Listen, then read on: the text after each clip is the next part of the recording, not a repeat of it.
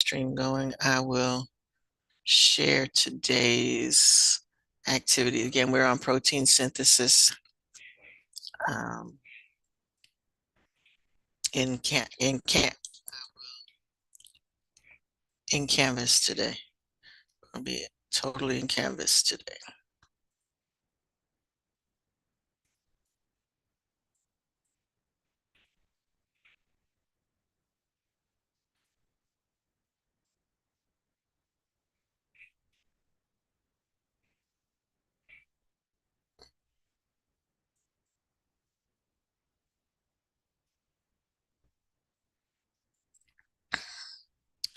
All right, since everybody's here, let me do a quick attendance and then I will move on.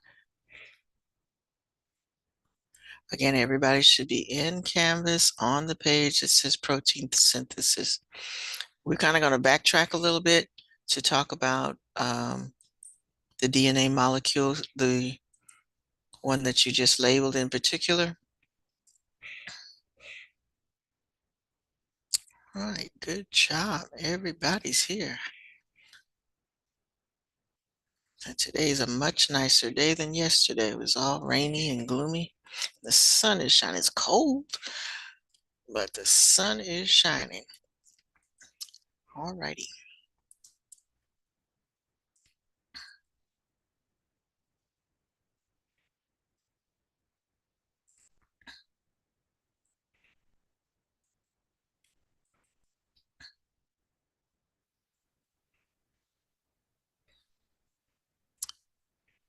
All right. So at the top, it backtracks on some things with DNA. So that's what we're going to do to start with. And all right, we're starting with this first phrase up here at the top. The ultimate goal of the DNA is to make protein. So that's what we're going to be discussing. How does it do that? So what we did before was simply talk about what happened during mitosis and meiosis. We're not talking about that activity anymore. Okay. That was just for making cells, reproducing cells to make new cells. And now our function is to look at how DNA codes for making protein. So we're going to use that word code a lot. All right. So the DNA has a code and we have to learn how to read the code. So you're going to have a practice activity today because we're going to learn how to read the code that the DNA is sending out. Okay, so most of your body is either water or proteins, and we're going to talk about the structure of proteins. If you look to the right, that little circular thing, it says protein breakdown. We kind of did this at the beginning of the year when we talked about macromolecules in general. So we talked about the fact that all macromolecules are made up of carbon, hydrogen, oxygen, and proteins have nitrogen in addition to those three. We also talked about the fact that all of the molecules had a monomer, a single base unit. So the monomer for protein is amino acids. So that's going to be important as we go through this lesson today to know that our goal is to find the amino acids so we can build our proteins. All right, function. It's to build, and this kind of is backwards, it's to build enzymes because enzymes are proteins. And we're going to build tissues and repair tissues by making these proteins. So in addition to enzymes, other examples of proteins are keratin and antibodies. Hormones are enzymes. I mean, not enzymes, they are proteins as well. Our muscle tissue, our skin tissue, all of that is protein. So this is very important structure to be made as far as our DNA is concerned. All right, so we're going to look at structures and forms. We're going to look at how the enzymes are working to carry out this process, and how it maintains homeostasis. Homeostasis was a word we had way back in the beginning as well, and that means to just maintain a balance. Okay, so the objective is to always keep the body in a functional state of maintaining. Okay. All right. We're going to spend our time talking about two things, transcription and translation, and you need to know which one is which and which one and where each one happens. Okay, so that's going to be the focus for that. All righty. I'm going to watch this short video and then we'll kind of backtrack a little bit.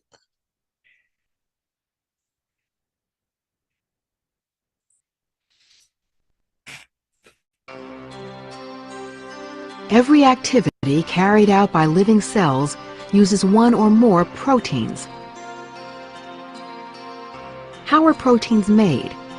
The process called protein synthesis begins in the nucleus of a cell within a chromosome made of DNA, which stores the genes or recipe cells use to make proteins. The process begins when the section of DNA that contains the plans for a protein is copied or transcribed. All right, so I want you to take some notes on the side as well. All right, so we're starting with this word transcription. And transcription happens in the nucleus.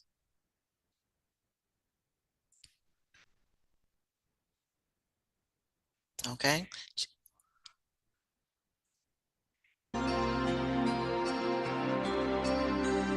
The two strands of DNA separate, and free nucleotides pair with their complementary DNA bases. The new molecule formed is called RNA, which contains the base uracil, U, rather than the thymine, T, of DNA. The RNA is set free, and the DNA ladder zips up again.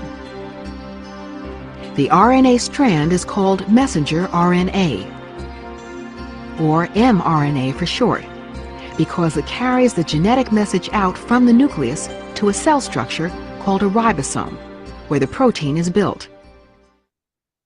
The average cell of a mammal contains some 10 million ribosomes. The messenger RNA joins to a ribosome. The bases along the mRNA are grouped into sets of 3, called codons.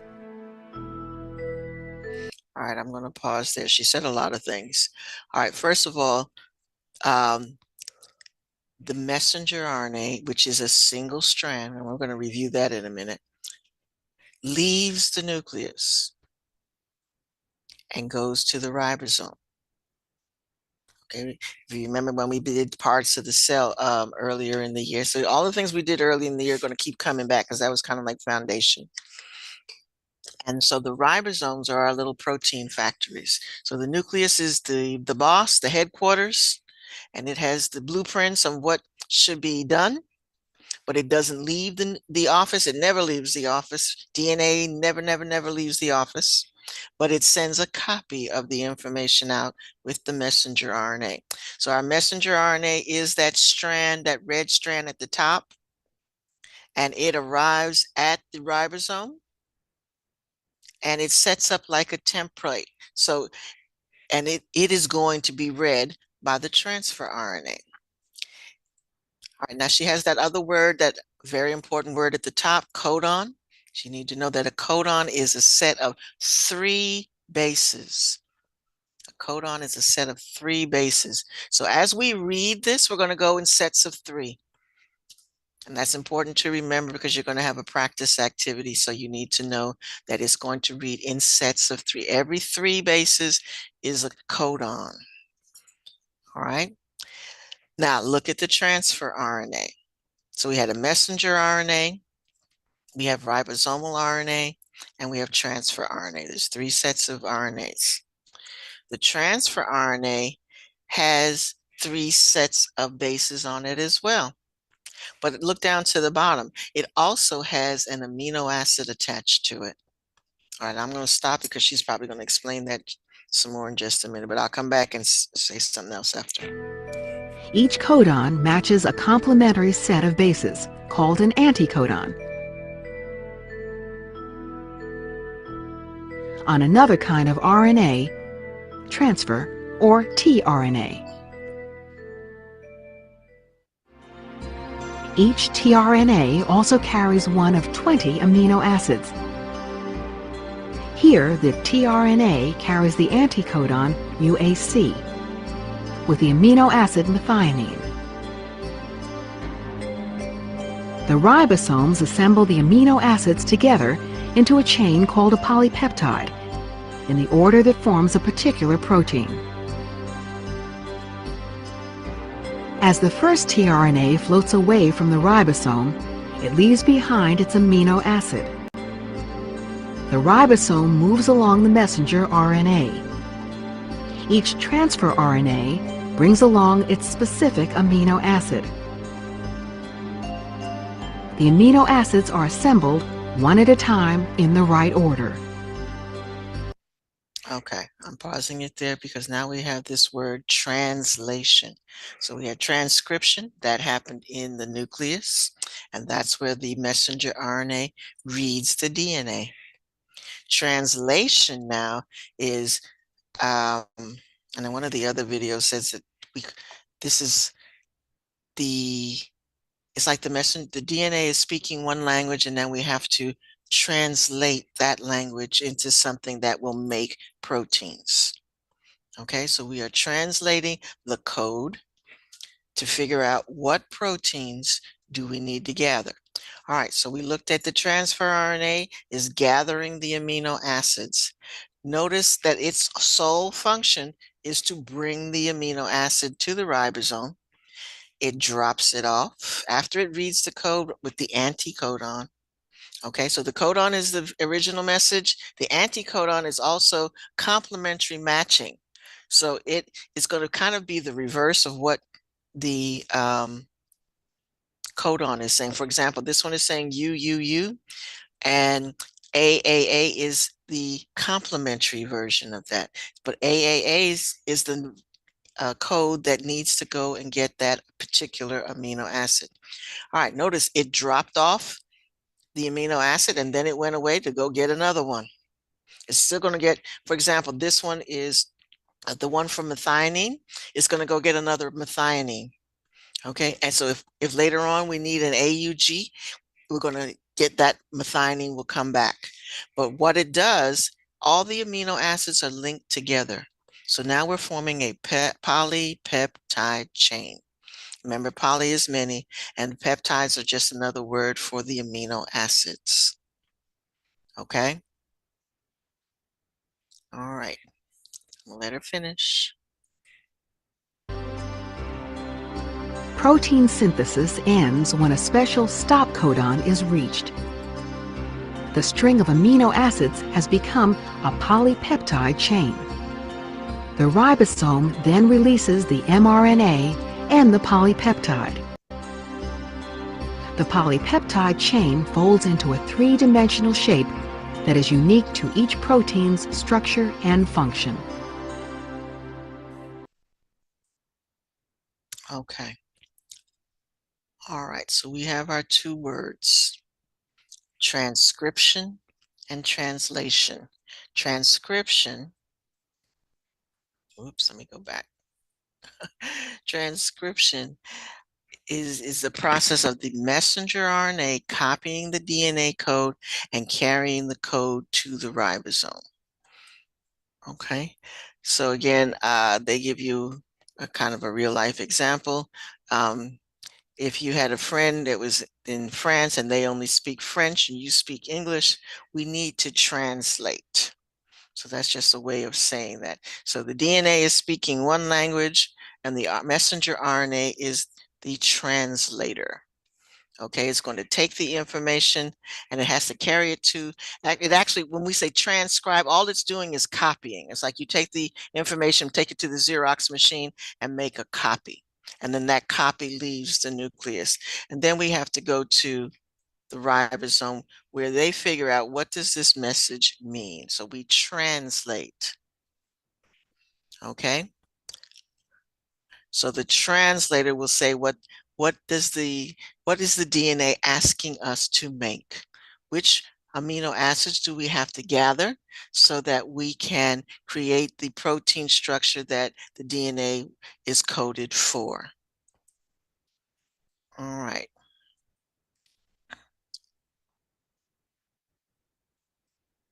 So step one. Step 1 of protein synthesis, transcription. It is the process of forming a short strand of mRNA from one gene on a long DNA strand. The mRNA strand serves as a disposable photocopy of the master DNA code for a gene locked in the vault, which is the nucleus. We wouldn't want to use our master code, the DNA, to make our protein recipes, right? We use a photocopy mRNA instead. In this stage, we are changing the script of one gene from DNA letters into RNA letters. Step 1 of transcription, initiation.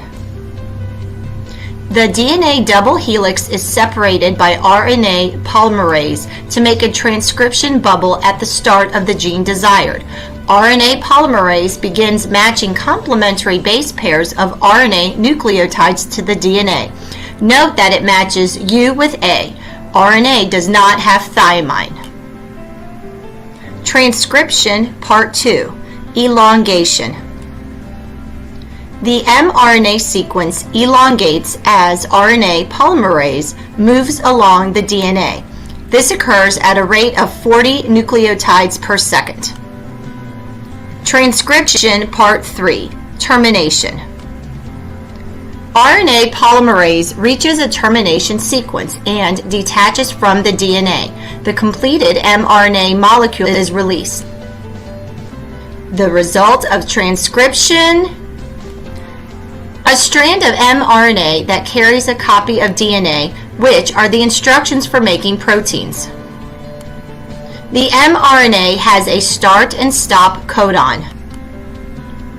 A codon is 3 nitrogen bases or letters on mRNA or DNA that carries the code for an amino acid. The mRNA now travels from the nucleus to a ribosome. All right. Okay, I'm pausing right here so that you look at this strand of RNA. Notice 1, it's single-stranded.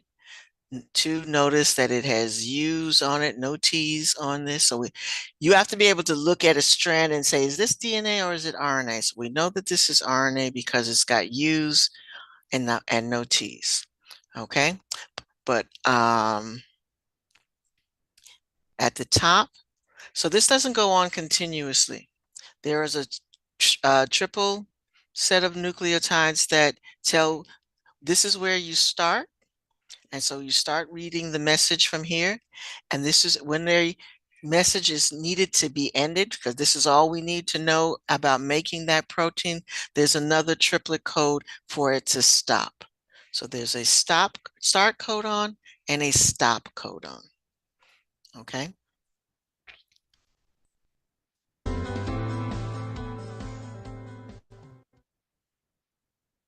All right, so that's transcription. So that's how we got from the nucleus to making the messenger RNA. Now this one is going to talk about translation.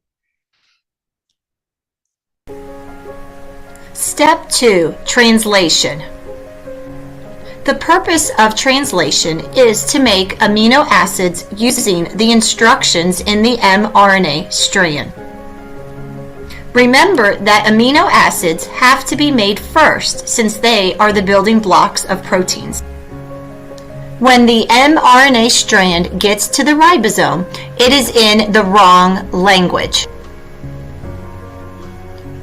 The mRNA needs to be translated into protein language, amino acids.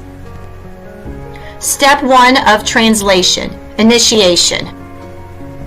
mRNA is transported to the cytoplasm and attaches to a ribosome so that the start codon is read first. A tRNA with an anticodon that is complementary to the start codon arrives at the ribosome, donating its amino acid. The tRNA is recycled and is free to pick up another amino acid. Step 2 of translation, elongation. The ribosome moves along the mRNA strand, reading the next codon of the mRNA in order. A new tRNA with an anticodon that is complementary to the next codon arrives at the ribosome, donating its amino acid. The tRNA is carrying an amino acid that is specific to that codon. This process repeats for an mRNA codon. The chain of amino acids at the ribosomes grow as more codons are read. Step 3 of translation, termination. When the stop codon is reached, translation stops. The mRNA leaves the ribosome. The polypeptide chain will fold into its three-dimensional shape, be taken to the Golgi apparatus where it will be processed, perhaps joined with other polypeptide chains, and packaged to be delivered as a final protein product to wherever it is needed.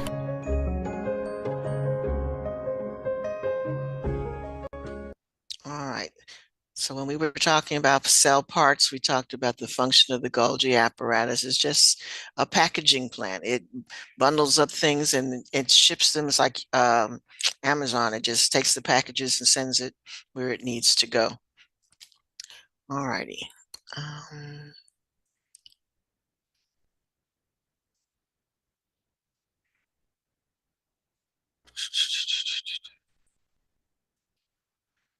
Okay, take a minute to try to match these together. And I'm going to tell you the first page is already in order.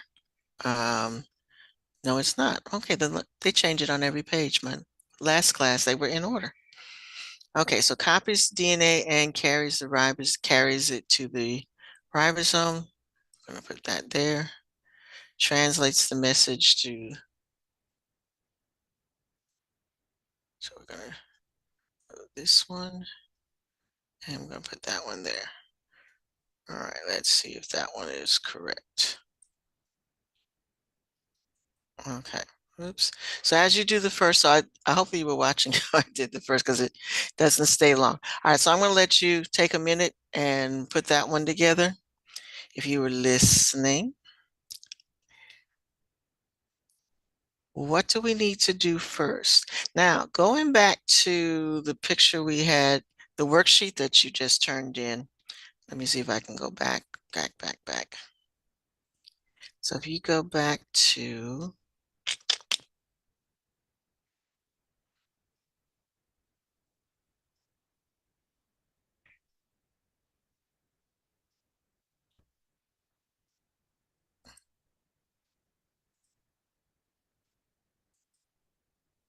all right, go back to looking at this.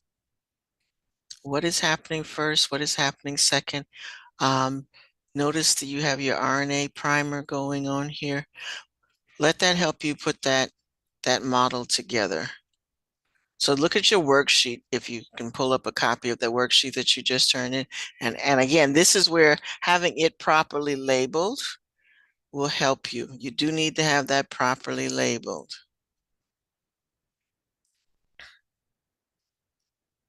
All right, coming back over here.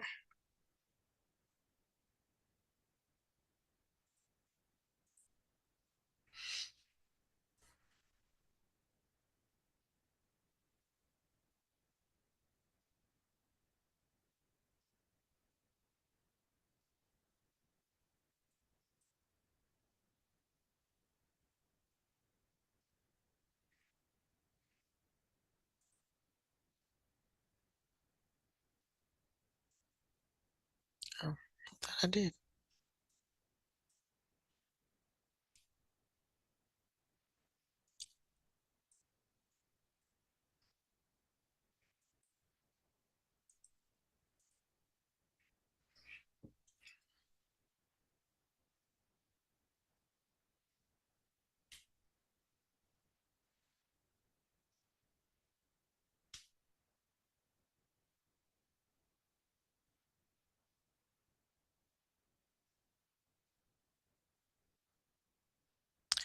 All right, so if you're doing this correctly, the DNA, the first thing that has to happen is the DNA is separated by the RNA polymerase. So that's that enzyme. Anything that ends in ASE is an enzyme. All right, so the first thing that happens is the DNA has to open up so that the double-stranded, the bases, not the matching bases, separate because of the enzyme, and it creates a surface where the messenger RNA can then, which is the next one, okay, then the RNA bases can start matching with the DNA nucleotides. All right, once it does that, so it has a stopping point and a stopping point. So then it's going to, this one is already in place. It reaches a termination sequence where it's going to detach from the DNA. It's going to travel. Okay, wait a second. This one is polymerase continues along, elongated. Okay, so this one's going to move.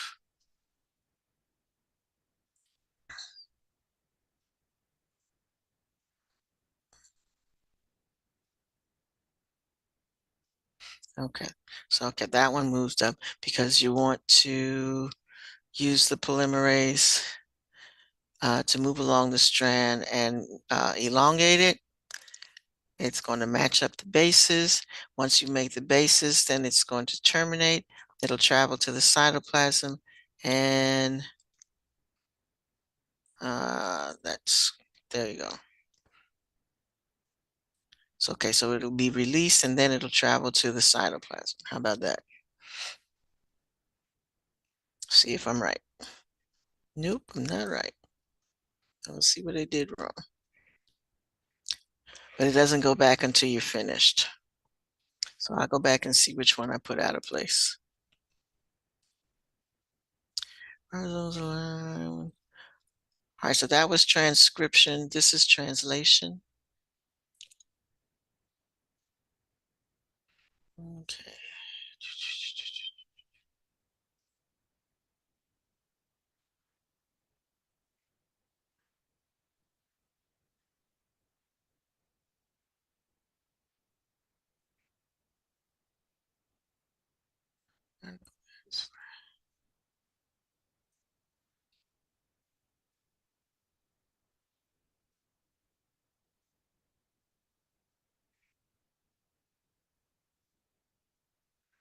All right, let's see if that one is right.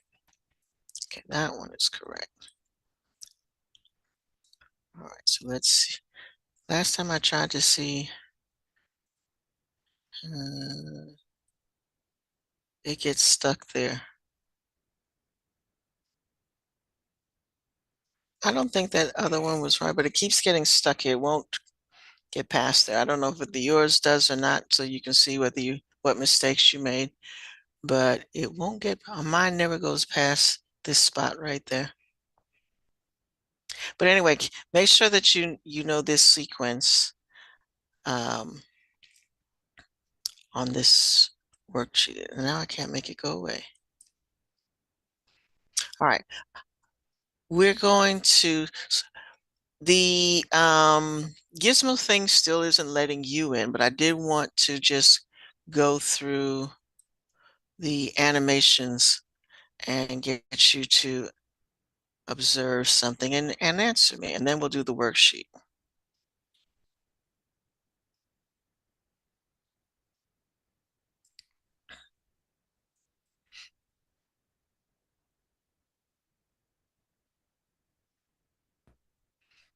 All right, I had wanted you to do this one, but we will just look at,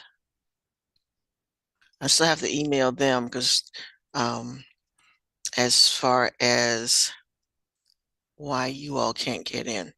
All right, so the first thing we did, we have a double-stranded DNA, and we want to create an RNA strand.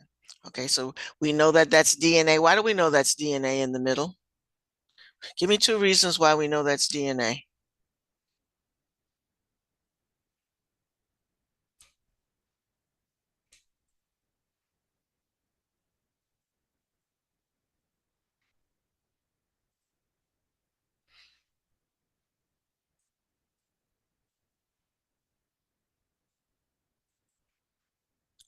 Give me 2 reasons why we know this is DNA. Let me reset it before we start doing anything with it.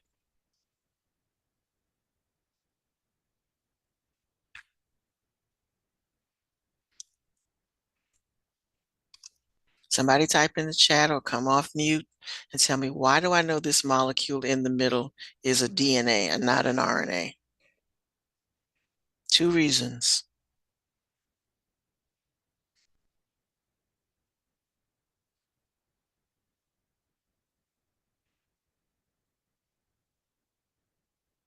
Come on, folks. This is not a sit back and relax. It's participation. Participation. What about its shape? The question is, looking at this model in the middle, the structure in the middle, how do I know that it's DNA and not RNA? 2 reasons why I know that this is DNA and not RNA. Ariana said shape. What about its shape? Because technically they both have the same shape, but there's one difference.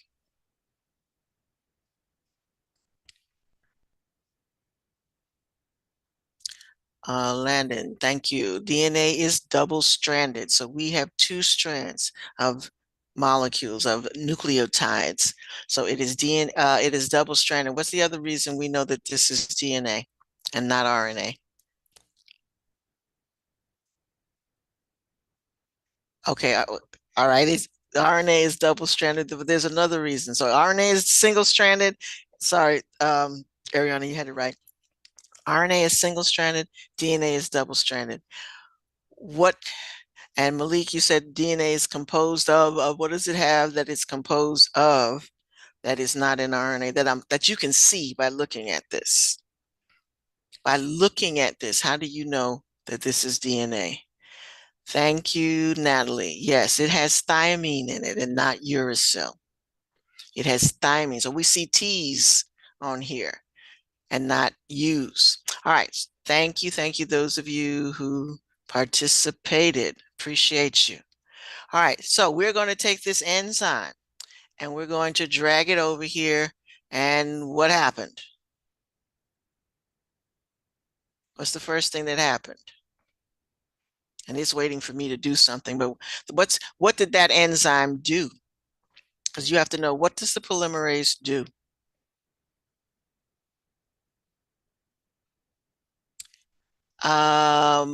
Okay, we're not, Malik said it broke off the DNA. We're not going to call it breaking off. What are we calling it? But that's a good observation. Because it didn't really break it. What did it do? It opened it up. It separated them. Okay. So you need to know that the job of the polymerase is to separate, or sometimes things call it unzip. It unzips the DNA molecule. So it separates one nucleotide from the other. All right, so what it wants me to do now is to build a messenger RNA. And I have to do this by dragging over the complementary strands. So they have the 4 different types of nucleotides based by the type of base that is connected to it. So with the T, and again, these are easy to know what to do because you match the shape. All right. And then, all right, now, if it was DNA, A should be matched by a T, but this is, we're building RNA. So we have to match the A with a U. And our C is going to be matched with a G. And our G is going to be matched with a C. Come on.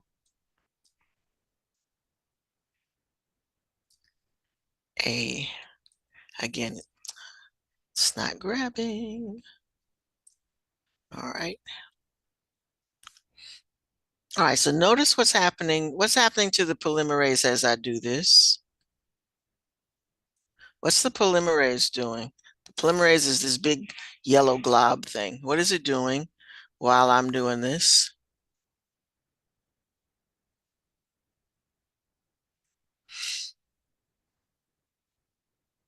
Every time I add a nucleotide, what does the polymerase do? It's not zipping it back. It's going down. So it's doing something as I move down. So at the top, it's not zipping back yet. Not yet. What's it doing? It's as I do this one at a time, it moves to the next one. So it kind of just slides, it waits for it to connect, and then it moves to get ready for the next one. Okay. Now I want you to keep watching because when I'm finished, it's going to do something. I want you to tell me what just happened. Come on, grab.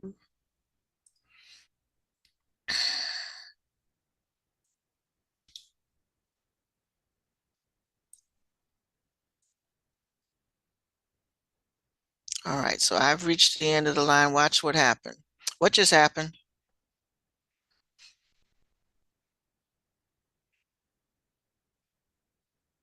And they talked about it in the video. What just happened? Two things just happened.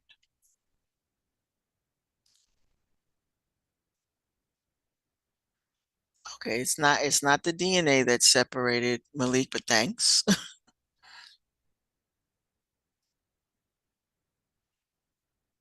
It's the RNA. So the RNA strand that we just made separated out. What happened to the DNA? Thank you, Malik.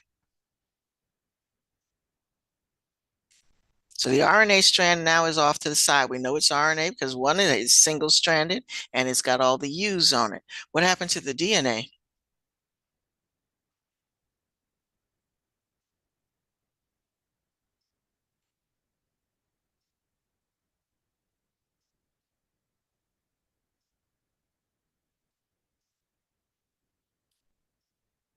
This is important. What happened to the DNA? What does it look like now that it didn't look like a minute ago?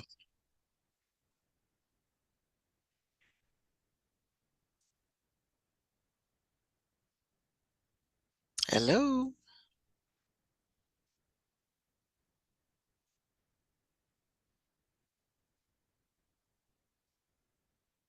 How would you describe the DNA now as opposed to a minute ago?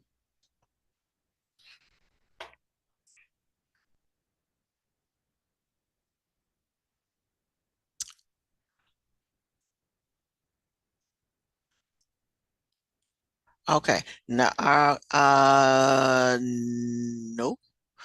Okay, I'm getting a lot of interesting answers, but none of them are correct.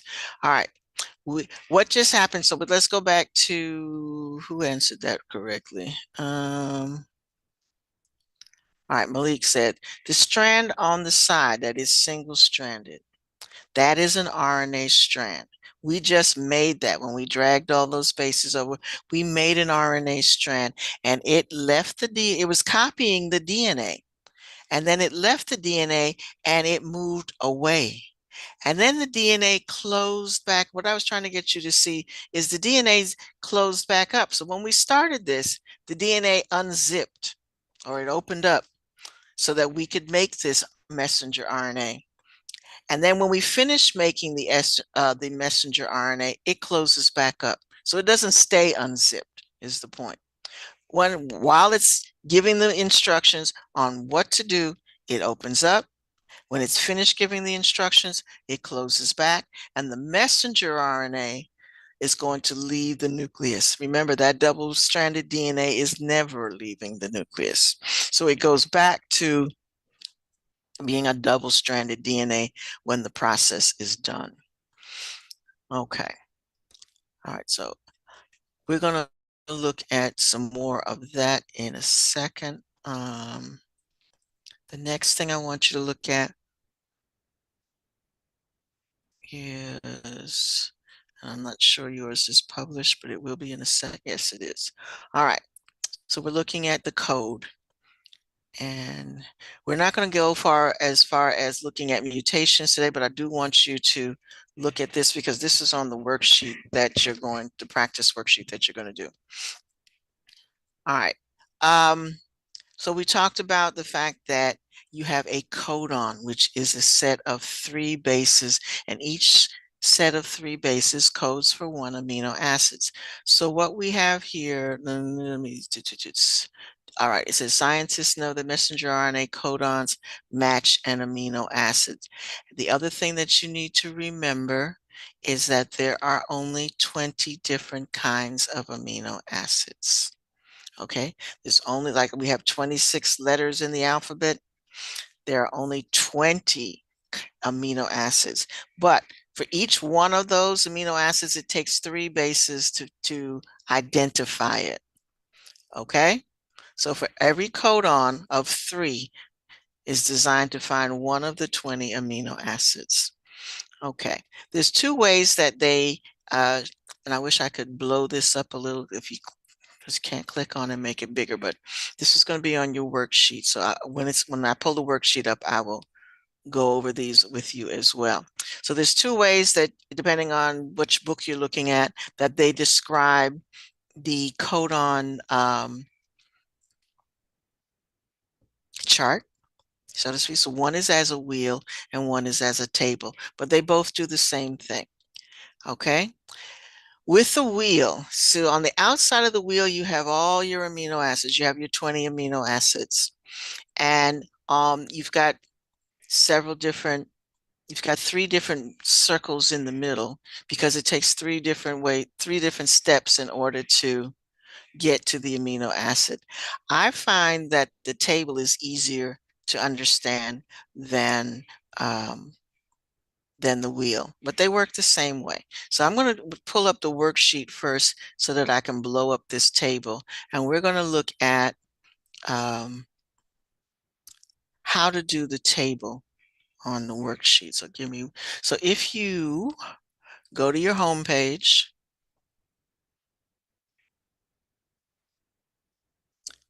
all right, on your home page, you should have a thing that says protein synthesis code practice.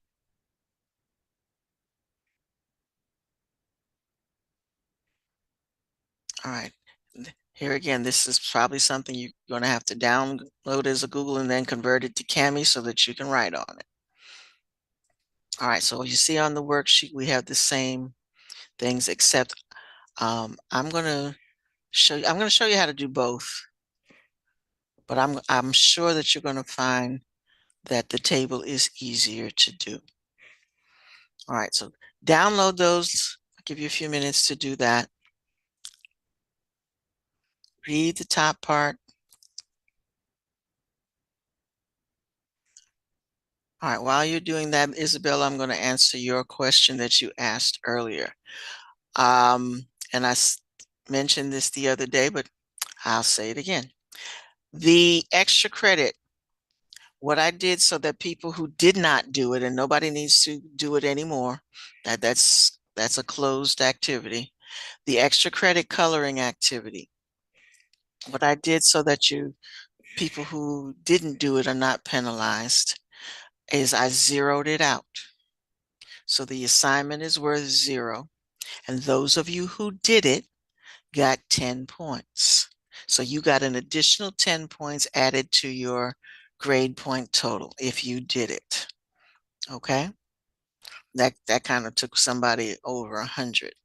But it'll balance out with other grades. So it adds as extra for those who did it. It adds no value for those who didn't do it. So you're not getting so while the grade book will say 0, and it might also say missing, it also has a 0 value. So it is not counting against you. I can't stop the grade book from saying 0 because that's something it automatically does.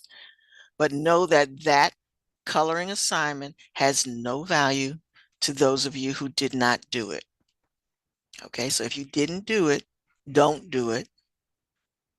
We'll have some other extra credit assignment later on that's more relevant to what we're doing, but that assignment is closed. So those of you who did it got 10 extra points added to your grade point total, because we're doing totals this semester. We're not doing averages and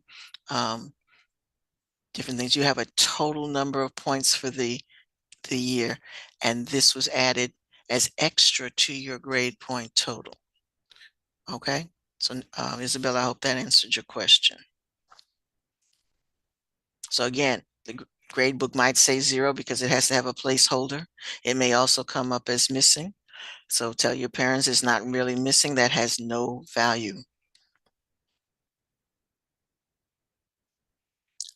All right, hopefully, so I didn't get any crying and complaints in the chat. You're welcome. All right, so hopefully everybody's got this worksheet down. So I'm going to go ahead and walk you through how to use this. Okay. All right. So I said both of them do the same thing. Our objective is to come up with the name of an amino acid. Every amino acid needs 3 bases to identify it. Okay. So we're looking at, I'm going to pull this up some more. Looking at the chart. All right, we're going to use the first. So I'm going to do the first 2 with you and use those as an example. So we're looking at number 1, and it says use the codon to write down the name of the corresponding amino acid. All of these amino acids have been abbreviated. So they do have real long names, but they've been given 3-letter abbreviations. All right. What you do, so notice the side of the box says first base, second base, and then the third base. So you're going around the box. First base on the left, second base at the top, third base on the right. Okay, so I'm looking at question number 1, and it says CCC. Okay. All right, so on the first side, I find C on the side, that's the orange box. Okay. All right, so what that tells me is my answer is going to be in that second row going across. All right, then I go up to the second base. It's also C. So what that's telling me is not only is it in the second row, it's in the second column. And I wish I could highlight this for you. And then I go to the third side and I find the C, and then I want to go take my finger and drag it across. So wherever the orange C is, I'm going to drag my finger all the way across to the second column, and that also says CCC. Now what I want for the code CCC is the pro. So that's going to be proline. So what I want to write on the line for number 1, for the first one anyway, is PRO, which is short for proline. Okay. So that's what you're going to write. And I can't type on here because this is not, okay, wait a second. Maybe I can pull up my worksheet and type on it. Hold on. Give me a second to pull up mine, and then I can type on it.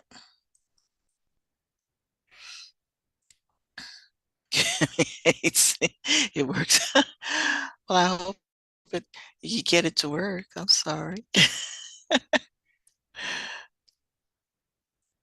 I know there are days when technology is not our friend.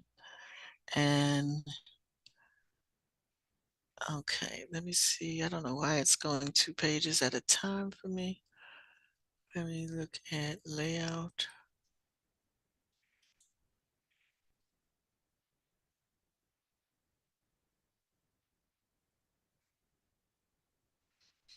All right, I'm not going to worry about that. Okay, I have to change my share page. So just give me 1 second.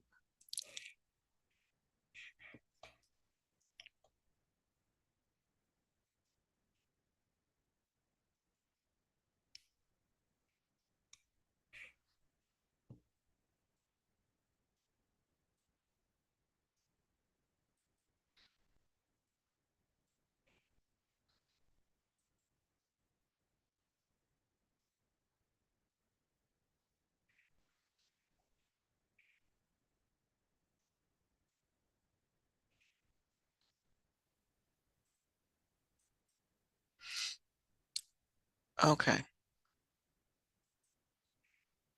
All right, mine has got the 2 pages laid out, but I won't waste time worrying about that. Okay, so again, can you see my pointer move?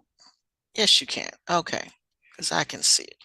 All right, so again, the first one we said we C, and that tells us in the second row. Then we take the second base is also C. That tells us it's in the second column. So I'm coming down to second row, second column. And then we go to the third side, and that's all find the C, and we drag our finger all the way across so that we're reading CCC. And then we're taking this word proline, and that's the word we're going to type on the line right here. So that's all you have to do with that. Okay. Then you want to do the second one. It also starts with C. And then the second letter is A. When I go to the top, it's A. And then the third letter is G. So I come around. So that's telling me it's in the second row, third column. And then when I come over here with G, it's the last one on the bottom. So CAG is the ends of the amino acid GIN. So we're going to put that down here. All right, anybody not following what I'm doing?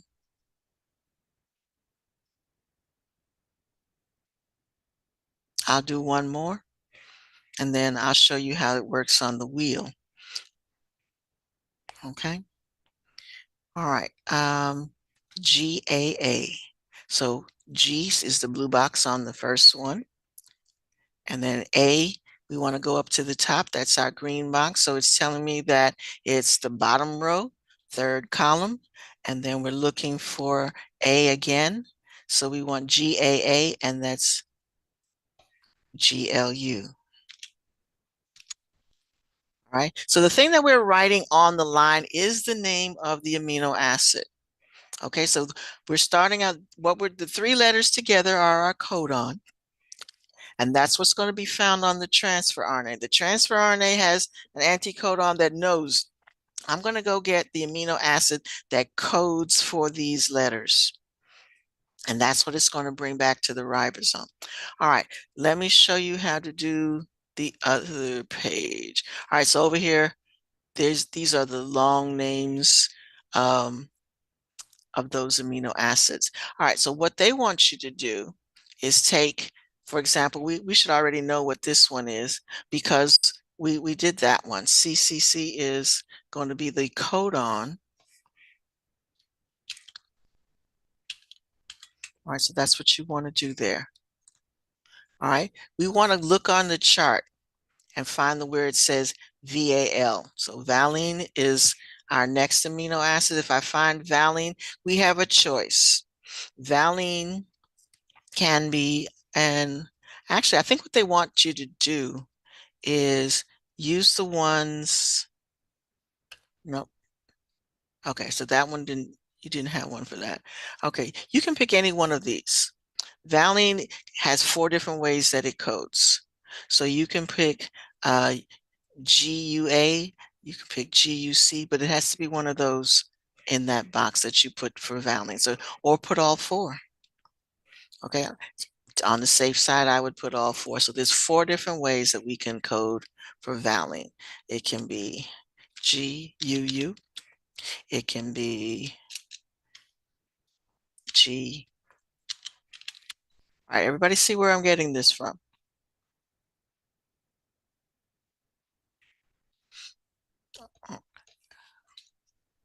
It can be GUA, or it can be GUG.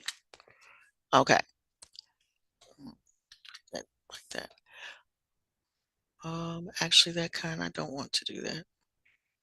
So go back. What I want to do is make that line shorter. And that will put it back where it belongs. Okay. Somebody tell me what histidine is. You tell me what histidine is. So we want to look on the chart, find out, and they've highlighted the letters that you're looking for, HIS. So where are we going to find HIS on our chart? And what could be the codon for HIS? And there are 2.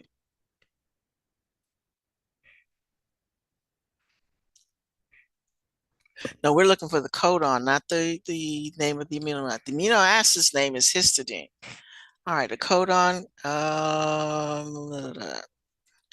can be yes, Zayla.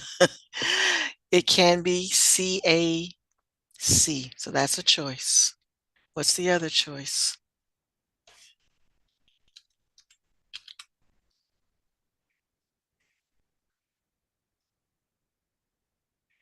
Yes, CAU. All right, so this is what you want to do. So I'm doing starting these off for you. If you all would go ahead and finish those out. I think I have a maintenance man here. All right, so you work on those, finishing those two sets, and then I'll show you how to do the wheel.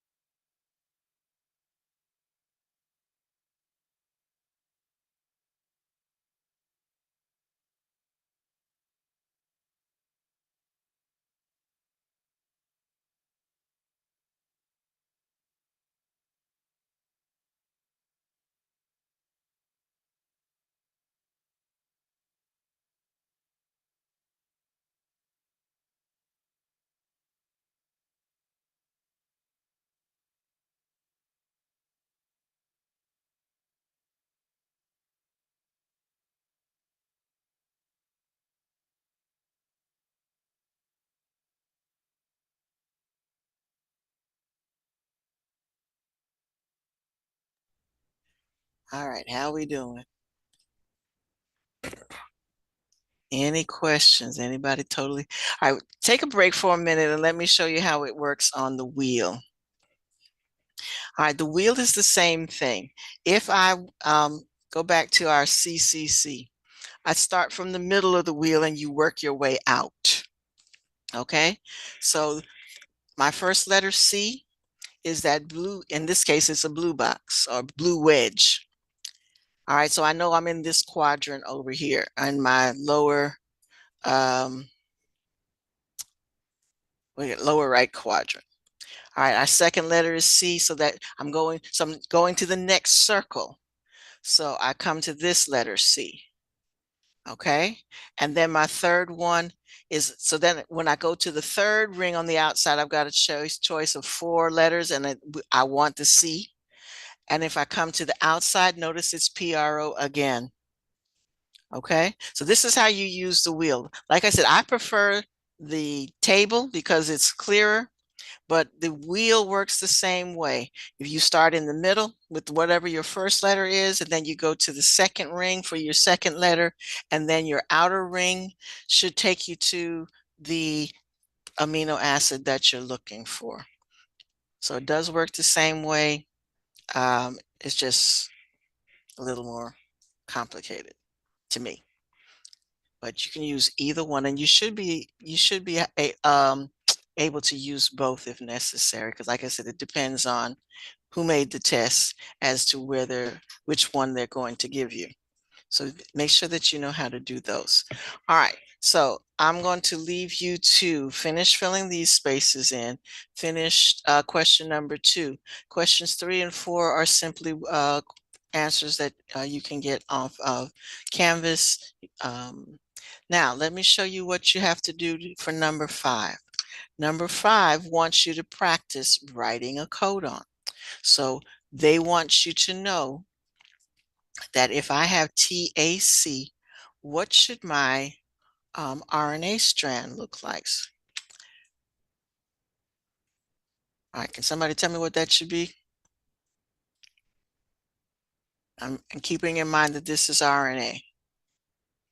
So T is still going, I'll say this, T on the DNA will still match with with A on the RNA. So let me just go ahead and do that.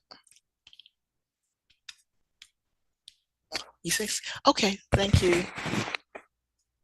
Thank you. Oh, I got a window that has a gap. Okay. Yeah, that's fine. Thank you. Okay, so well, hold on. Remember, the T is going to match A. So, and I apologize. You got maintenance people that come when they want to come. So the T is going to match with A. But now, like you were saying, you were correct, Kashawn. Our A is going to match with U because this is RNA that we're making. All right, and our C is going to match with G. Okay?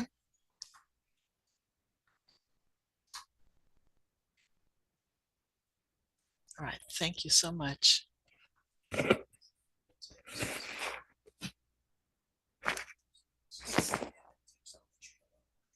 Okay, thank you. Have a great day. You too. Bye-bye. All righty. So what you want to do with each of these is finish the chain. Now, I'm going to let you finish the chain there, and keeping in mind every time we have an A, we need a U. All right, so looking at our AUG, then I want to go to my chart. And because now it wants to know what amino acid do I need to have for AUG. So I look for A, and then I go to my U, which is, so I'm in the third row, first column because the U is at the top. And then I come down to my G, and I want AUG is our start codon. So it's hard to read because it's so small, but it's M. Sorry. Come on. MET. All right, notice what it says in that yellow box as well. It tells you that Methionine is a start codon, because remember, when we're making an RNA strand, we always have a codon that tells it to start. And then we're going to have a codon that tells it to stop. Okay, so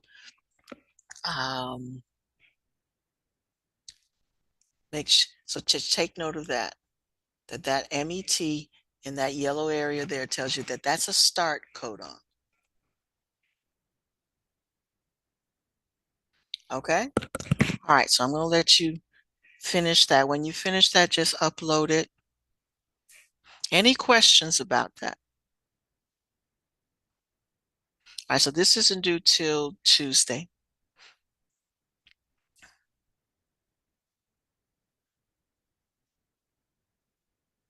Any questions, any questions, any questions? Because we are kind of over time. All right, we good? All righty. So you all have a great weekend, and I'll see you Tuesday.